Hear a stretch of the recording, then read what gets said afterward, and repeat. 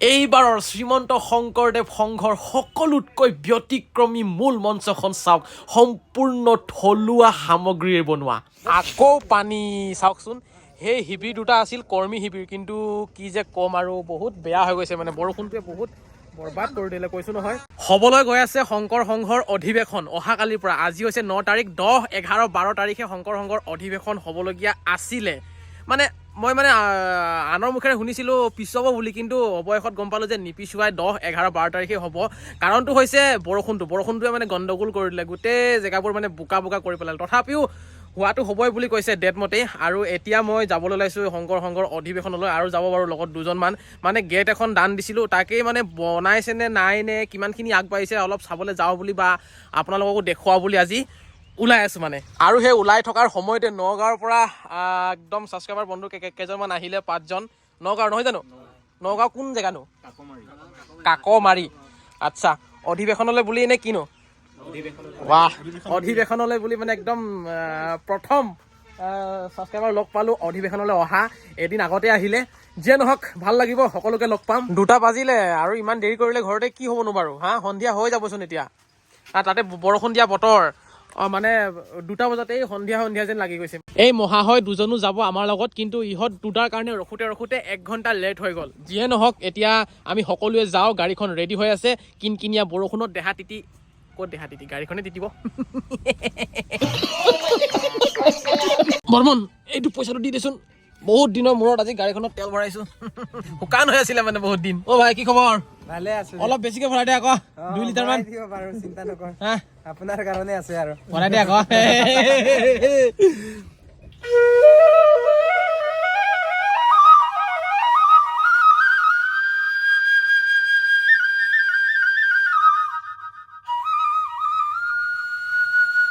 পাই গ'লোহি আমি অধিৱেশনৰ স্থলীলৈ।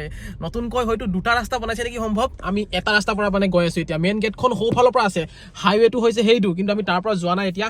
এইটো নতুন ৰাস্তাৰ পৰা গৈ আছোঁ। চাওঁচোন বাৰু কিনো দেখোঁ আগত। গাড়ীখন ইয়াতে থৈ দিছোঁ, এতিয়া আমি আগলৈ আগবাঢ়ি গৈ আছোঁ। আৰু ইয়াত যিমানবোৰ যি দেখি আছোঁ, সকলোবোৰ মানে মানুহবোৰে ব্যস্ত হৈ আছে দোকান পাতিবলৈ, মানে দোকানীসকলে ব্যস্ত হৈ আছে দোকান পাতিবলৈ, নিজৰ জেগা ব্লক কৰি ৰাখিছে এতিয়াই।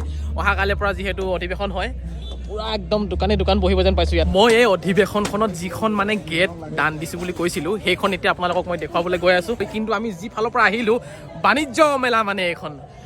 ৱাও, চবফালে দোকান বহি আছে, যিহেতু অহাকালিৰ পৰা আৰম্ভ হ'বই।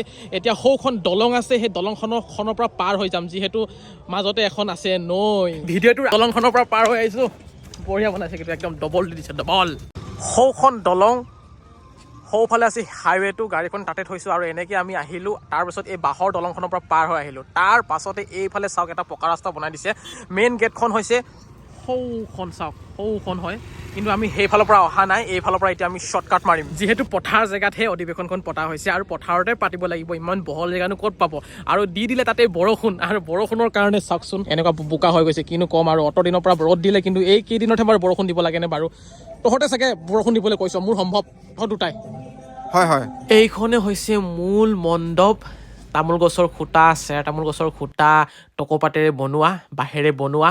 আৰু এইয়া হৈছে মূল মঞ্চ, সম্পূৰ্ণ বাঁহ, টকৌপাত, বেত, নলেৰে বনোৱা। চাই কিন্তু কিবা এটা বেলেগ লাগিছে। মণ্ডপটোৰ ভিতৰত হাজাৰ পুলিচ কৰ্মী থিয় হৈ আছে, মানে মিটিং চলি আছে তেখেতসকলৰ কিবা। আৰু মঞ্চখন মই অকণমান ওচৰৰ পৰা দেখুওৱা বুলি ভাবিছোঁ। এয়া চাওক, ফুল সজাই আছে, ইয়াত কাঠ পাৰি দিয়া হৈছে, হয়তো একদম ফুলৰ পুলিৰে ধুনীয়াকৈ সজাব, খুব ভাল লাগিছে। আৰু ইয়াত মানে এই বজাৰীয়া কাপোৰ ব্যৱহাৰ কৰা দেখা নাই, সম্পূৰ্ণ থলুৱা সামগ্ৰীৰে বনাইছে। বোকা দেখিছে, বোকাই মানে বৰবাদ কৰি পেলালে দেই। এনেকুৱা হ'ব বুলি ভবা নাছিলোঁ কেতিয়াও, কিন্তু ক'ম আৰু হ'ব লগাটো হ'বই, উপায় নাই। আশীৰ্বাদ দিছে যেনে পাইছোঁ আৰু বৰুণ দেৱতাই। সেইদিনাখনতো আগতে একোৱে নাছিলে। আজি অলপ চাবলৈ ভাল লাগিছে বাৰু। আৰু এইফালে বিশেষ প্ৰতিনিধিৰ শিবিৰ, সেই পাছফালে যিটো শিবিৰ আছে, মানে ইয়ালৈ যিবিলাক VIP মানুহ আহিব, অলপ মানে ওপৰ খাপৰ হাই লেভেলৰ, তেখেতসকলে মানে ইয়াত এই শিবিৰটোত থাকিব হেনো। এনেকৈ খোজকাঢ়ি গৈ থাকোঁতে যদি ঘপককৈ কেতিয়াবা কাৰোবাৰ মোটা লাগি যায়, তেতিয়া ক'ত সোমাব? এইফালে। আগত তই কৰিবি নেকি? আমাৰো লাগিছে দেই, জলদি কৰ। লাহে খোজ দিব লাগিব দেই, নহ'লে পৰিলে গোটেই বৰবাদ হৈ যাব লাগিব।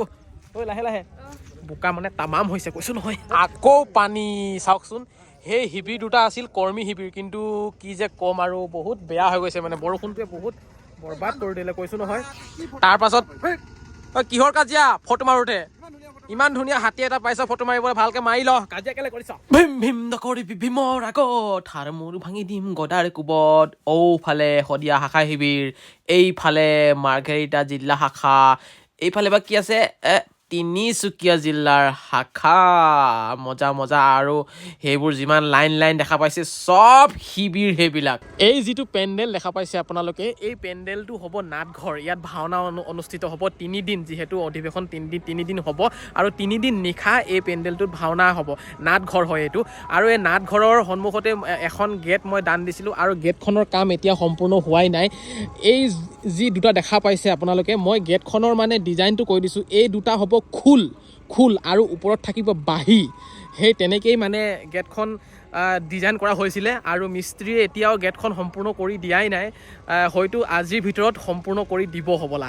দাদা কিমান কেজি আছে কাছটো 5 কেজি 5 কেজি চাবি দেই পুলিচে ধৰিব আকৌ ইমান ডাঙৰ কাছ নহ'ব দেই যিয়ে নহওক যোনে নবনাওক কিয় কাছটো ভালকৈ বনাইছে বাৰু একদম বাঁহৰ কাছ বহুত বঢ়িয়া লাগিছে আৰু গেটখনৰ কাম চলি আছে সৌ দুটা যি দেখা পাইছে আপোনালোকে দীঘল দীঘলকৈ বাঁহ দুডাল যে আছে সেইকেইডাল বাঁহী হ'ব মানে মই যে কৈছিলোঁ গেটখনৰ ওপৰত থাকিব বুলি সেই দুডাল বাঁহী হয় ওপৰত ফিটিং কৰিব চাগে আৰু এইফালে কিবা কিবি নাম চাম লিখা লিখি চলি আছে নাটঘৰ বুলি যিহেতু নাটঘৰৰ গেট হয় এখন নাটঘৰ বুলি লিখা আছে শ্ৰীমন্ত শংকৰদেৱ সংঘ 92 সংখ্যক বাৰ্ষিক অধিৱেশন জুলাই 2023 যিয়ে নহওক গেটখনৰ কামটো চলি আছে একেবাৰে সম্পূৰ্ণ হ'লেহে আপোনালোকক ভালদৰে দেখাম আৰু হয়তো আজিৰ এই ভিডিঅ'টো দেখুৱাবলৈ নোৱাৰিব পাৰোঁ যদি পাৰোঁ আপোনালোকক দেখুৱাম বাৰু তথাপিও কণ্টিনিউ ভিডিঅ' আহি থাকিব অধিৱেশনৰ ওপৰত আপোনালোকে চাই থাকিব খুব বেছি ভাল লাগিব এতিয়া আমি নতুন ৰাস্তাটোৰে খোজকাঢ়ি হাইৱেলৈ গৈ আছোঁ হাইৱেৰ পৰা এনেকৈ গৈ মেইন গেটখনৰ পৰা সোমাম মানে মেইন গেটখন অকণমান দেখুৱাব বুলি ভাবিছোঁ কেনেকৈ কিনো সজাইছে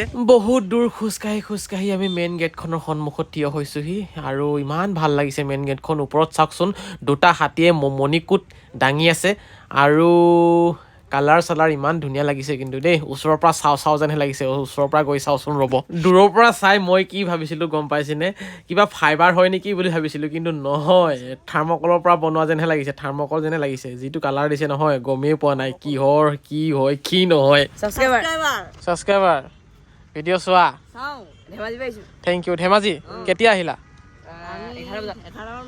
11টা বজাত ইয়াত থাকিবা নহয় কেইদিন মজা এই অধিৱেশনখনৰ যিটো বেদী হ'বলগীয়াটো বনাই আছে আৰু য'ত পতাকা উত্তোলন হ'ব এয়া চালক পাছফালে বনাই প্ৰায় হ'ল বুলিয়ে ক'ব লাগিব নহয় নহ'লে সৰু সুৰা কাম কিছুমান কৰি আছে এই মানুহে ভাল লাগিছে কিন্তু একদম আৰু ইয়াত ছবিবোৰ মানে চাবলগীয়া ছবি অসমৰ কৃষ্টি সংস্কৃতি কলা সংস্কৃতি জীৱ জন্তু সকলোবোৰ এই ছবিবোৰত দেখিবলৈ পাইছোঁ খুব ভাল লাগিব আৰু ইয়াত কি কৰি আছেনো কিবা এটা বনাই আছে দেখোন সাপ বনাইছে নেকি এইটো চাওকচোন বৰটোপ এটা খুব ধুনীয়াকৈ বেতৰ পৰা বনাইছে কিমান ধুনীয়া চাওকচোন চাবলগীয়া কিন্তু গুলি নোলায় চাবলৈ ফটো মাৰিবলৈ ভাল লাগিব কিন্তু আৰু সৌফালে দুটা প্ৰকাণ্ড হাতী হয় ওচৰলৈ নাযাবি আৰু আজিকালি যিহেতু ফটোৰ যুগ মানুহে ফটো মাৰিবই আৰু খুব ধুনীয়াকৈ ইয়াত এখন চকী বনাই দিছে চকীত বহিব আৰু ফটো মাৰিব বৰ্মন বহি দে এটা ফটো মাৰি দিওঁ